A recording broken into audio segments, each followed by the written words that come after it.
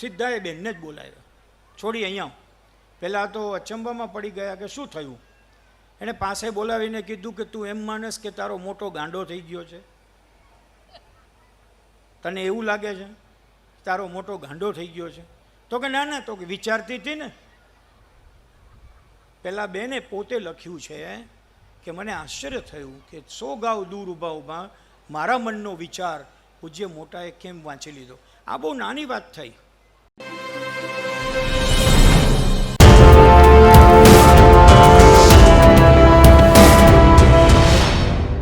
એક અનુભવ એનો લખેલો છે.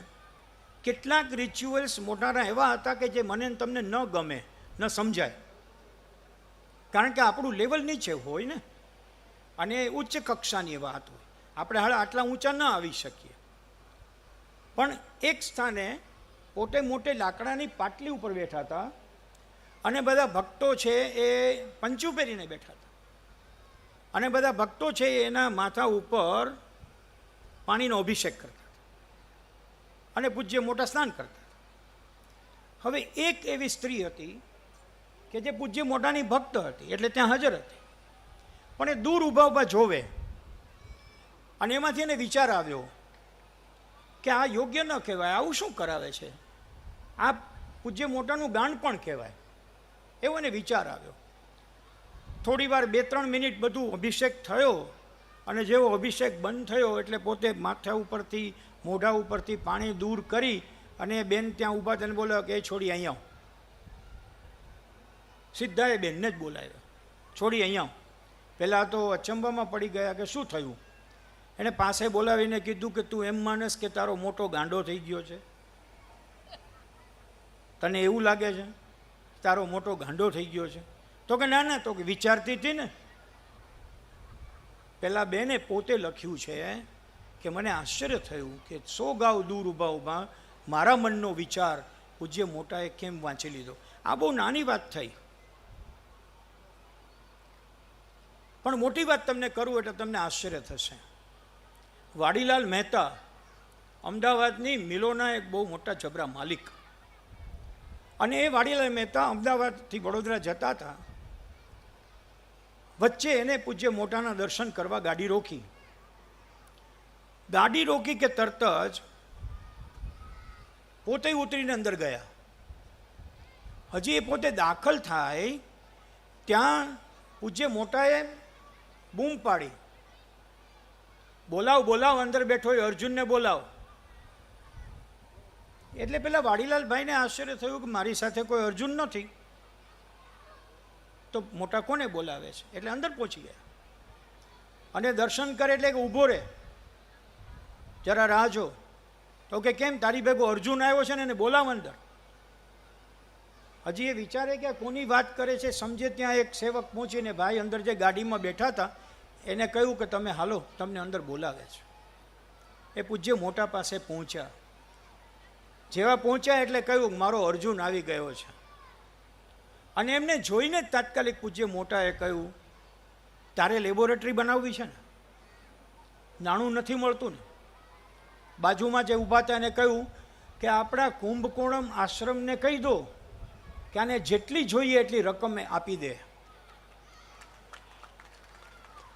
અને જે પેલા ભાઈ હતા એ તો આશ્ચર્યચકિત થઈ ગયા, કારણ કે છેલ્લા 6 મહિનાથી મોટી લેબોરેટરી બાંધવા માટે અનેક દાનવીરોને મળી ચૂક્યા હતા, પણ કોઈ નામ નહોતું આપતું. એના ખુદના કાકાને કહ્યું, જે બહુ સમર્થ કુટુંબ, હું નામ આપું એટલે ખ્યાલ આવશે. કાકાએ કહ્યું કે MG સાયન્સ કોલેજમાં લેબોરેટરી છે ને, એનો ઉપયોગ કર, પછી આપણે બધું કરશું. એટલે એ તો માત્ર બહાર બેસી રહેવા આવ્યા હતા. વાડીલાલભાઈ દર્શન કરીને આવે એટલે નીકળી જાવ. એમાંથી એને બોલાવ્યા, બોલાવીને એને કહ્યું કે કુંભકોણમ આશ્રમમાંથી તારે જે રકમ જોતી હોય કહી દેજે, ત્યાંથી થઈ જશે. અમદાવાદના પ્રાઇમ વિસ્તારમાં આજે જે ફિઝિકલ રિસર્ચ લેબોરેટરી ઊભી છે, એ લેબોરેટરીની સ્થાપના ડૉક્ટર વિક્રમ સારાભાઈએ કરી છે. અને વાડીલાલભાઈની સાથે આવેલા ભાઈ જે અંદર બેઠા રહ્યા એનું નામ વિક્રમ સારાભાઈ હતું. હવે પેલા IAS ઓફિસરને આપણે યાદ ન કરીએ તો ચાલે. વિક્રમભાઈને બોલાવીને આ વાતની નડિયાદના આશ્રમના લોકોએ પુષ્ટિ કરી છે, એવું લેખમાં લખેલું છે. અને ગુણવંતભાઈ બરવાડિયા જૈન યુવક સંઘ મુંબઈએ પુસ્તક પ્રકાશિત કર્યું છે. એમાં આર્ષ દ્રષ્ટા પૂજ્ય મોટા નામથી આર્ટિકલ છે, જે સમર્થ સંસ્કૃતના વિદ્વાન ડૉક્ટર ગૌતમ પટેલે લખ્યો છે. એમાં આ પ્રસંગનો ઉલ્લેખ છે. હું આધાર એટલા માટે આપું છું કે તમને એમ થાય કે આવું બને. મને આશ્ચર્ય તો એ વાતનું થયું કે હમણાં જ મેં નાની સાથે એમના જીવન વિશે 2 કલાકનો સંવાદનું શૂટિંગ કર્યું. ક્યાં કર્યું? અમદાવાદના ગુજરાત વિશ્વકોશ ટ્રસ્ટમાં. અને મને આનંદ એ વાતનો હતો કે આજે ઉસ્માનપુરાની અંદર જે વિશ્વકોશ ભવન ઊભું છે, એ વિશ્વકોશ ભવનનો વિચાર બીજ કોણે નાખ્યું? પૂજ્ય મોટાએ નાખ્યું. બ્રિટિશ એન્સાઇક્લોપીડિયા વાંચતા હતા એ વખતે એને વિચાર આવ્યો કે આવું ગુજરાતીમાં થવું જોઈએ. અને એણે ગુજરાત યુનિવર્સિટીમાંથી ધીરુભાઈ ઠાકરને બોલાવ્યા અને ધીરુભાઈ ઠાકરને કહ્યું કે હાલો 10 લાખ રૂપિયા તમે ગુજરાત વિશ્વકોશ ટ્રસ્ટ ઊભું કરો.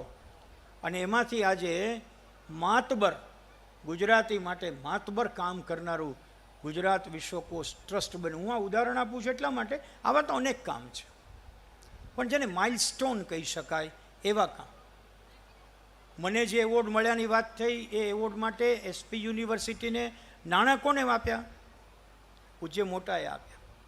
એવું નથી સાહેબ કે એક જ જગ્યાએ, અનેક જગ્યાએ એવું બનતું આવ્યું કે પૂજ્ય મોટા ઇનિશિએટ કરે. એ કોઈ એક જગ્યાએ બેસી નથી ગયા. તરણ સ્પર્ધા હોય, નારી શક્તિને આગળ લઈ આવવાની વાત હોય, સ્કૂલના વિદ્યાર્થીઓ માટેની વાત હોય, શાળાના ઓરડા બનાવવાની વાત હોય, સાયન્સના કોન્ટ્રીબ્યુશનની વાત હોય, અધ્યાત્મ જગત માટેની કોઈ વાત હોય, પૂજ્ય મોટાએ એટલું બધું દાન આપ્યું. પૂજ્ય મોટા તો એક પણ પૈસાવાળા માણસ નહોતા, પણ પૂજ્ય મોટાનું જીવન એ સાબિત કરે છે કે તમે શુદ્ધ ભાવનાથી માગો છો તો તમને કોઈ ખાલી હાથે મોકલતું નથી.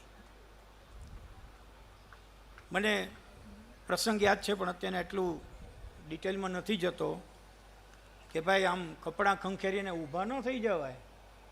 દર્શન કરવા આવે, હરિઓમ બોલે, ધૂન બોલે, અને પછી પોતાનો જબ્બોને આમ કરીને ઉઠે તો બાજુમાં બેઠેલા પૂજ્ય મોટા કે એમ કાંઈ ધૂળ ખંખેરીને ઊભા ન થઈ જવાય. બજારમાં અત્યારના કોથમીર પણ એમને મફત કોઈ નથી આપતું. તમારે ભગવાન જોઈ છે ને, તો એ મફતમાં ન મળે. અને હી વોઝ સો ક્લિયર. તમે કદાચ એ જાણતા હશો, ન જાણતા હો તો હું તમારું ધ્યાન દોરું. એટલા બધા સ્પષ્ટ હતા. કોઈ એને પૂછ્યું કે મોટા, ભગવાનના નામમાં તમને શું મળે? તમે ભગવાનનું નામ કરો, તમને મળે શું? મિત્રો, એના 6 મુદ્દા સાંભળજો. શબ્દસહ રજૂ કરું છું એટલે મારા શબ્દો અંદર વચ્ચે મોટાની ભાષાને બગાડે નહીં. એટલે મને ભગવાને એનો બનાવ્યો, એ પહેલું મળતર. એનો બનાવ્યો ભગવાને, એ પહેલું મળ્યું. બીજું, ભગવાને મને એવી ભાવ પ્રસાદી આપી અને મેં તે એકલા ન આરોગતા સર્વને ધરી, એ બીજું મળતર. વળતર નહીં, મળતર. ત્રીજું, બુડથલ જેવા મારી પાસેથી, પોતાના માટે મેં શરૂઆતમાં કહ્યું પોતાને તુચ્છ ગણનાર, બુડથલ જેવા મારી પાસેથી એને શાસ્ત્રો જેવા કેટલાય લખાવ્યા, એ ત્રીજું મળતર. ચોથું, લોક કલ્યાણના કાર્યો માટે લાખો રૂપિયા અપાવરાવ્યા, એ ચોથું મળતર. આટલી માંદગીઓ છતાં એની છત્રછાયાથી હું સ્વસ્થતાથી જીવી શકું છું, એ પાંચમું મળતર. અને છેલ્લું છઠ્ઠું, આબાલ વૃદ્ધ મારા જે ચાહકો છે તેમના દિલમાં મને સ્થાન મળ્યું, જે અત્યારે આપણે જોઈ શકીએ છીએ. આબાલ વૃદ્ધ મારા જે ચાહકો છે તેના દિલમાં મને સ્થાન મળ્યું. અને મોટાને અમુક વસ્તુ જોઈએ છીએ, એનું નામ પડતા મને મળી જાય છે. લોકોનો આવો નિર્વ્યાજ પ્રેમ, એ મારું છેલ્લું ને મોટું મળતર.